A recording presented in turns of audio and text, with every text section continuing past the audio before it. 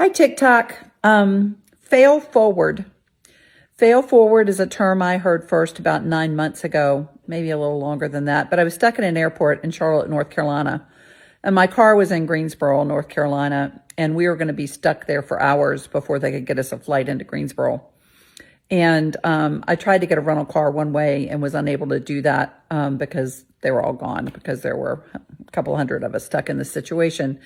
And we deplaned and we're sitting in the terminal, and I overhear this gentleman say to the gate agent, "I'm not going to go on the last leg of the flight. I've got a rental car and I'm going to drive to Greensboro. So, please make note that I won't be getting back on the plane." And I don't know how he got a rental car, because I tried to get one on with all the rental cars and couldn't. But anyway, I walked up to him and I said, "Sir, my car's in Greensboro too. I would love to hitch a ride with you, pay for half of the rental car. We could do it together." And he became really uncomfortable. I mean, I could tell in his face, I could tell in his manner. He was very shocked that I asked. And I said, "I'm so tired. I want to get home before 3 a.m. I would love to share the fare with you for the rental car. Can we ride together to the airport? That's where my car is too." And he reluctantly, very reluctantly agreed to let me go with him. And we're walking, and he said he had gotten the rental car because his secretary had actually taken care of it while we were in the air when we knew we were going to be delayed.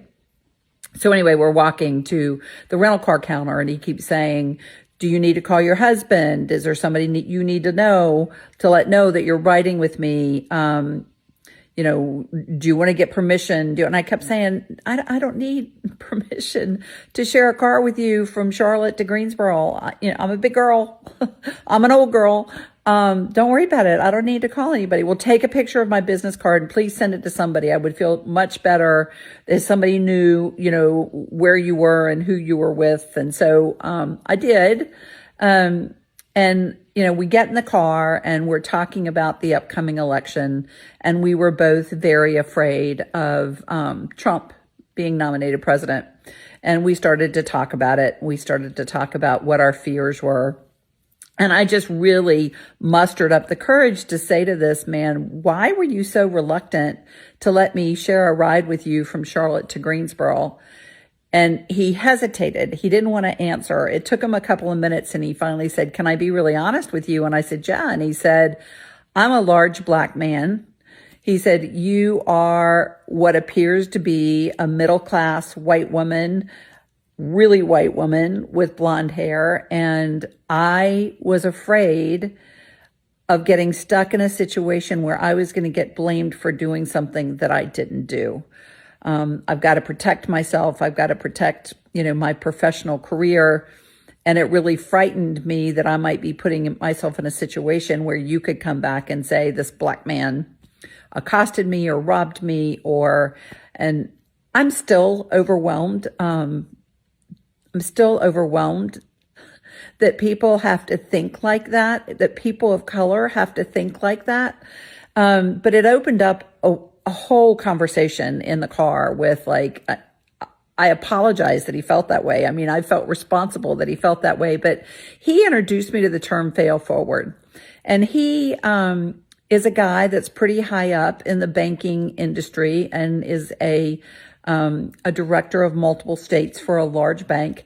And he very proud of his accomplishments, and said that he had to work twice as hard as some of his peers and coworkers because he was a man of color.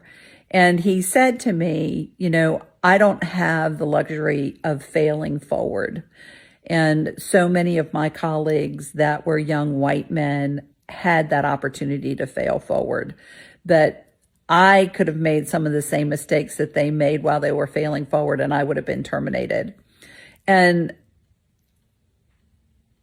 again, surprised, right? Wow, this is something. But I paid attention to it since then. I've paid attention to situations like this, to the fail forward theory. And this last week with Pete Hegseth and Radcliffe and Trump, these are white men who have probably spent their entire lives failing forward, bankruptcy, alcoholism, lying through their teeth, but nonetheless failing forward. And it's just amazing to me how real this theory is. And it brings home the importance of DEI. Anyway, I just wanted to share that because ever since that conversation, it's something I've watched for, and this week has just brought it home to roost. I mean, failing forward is what this administration is doing. It's what these white men are doing. They are failing and there are no consequences. They just keep moving forward. Anyway, just something to think about.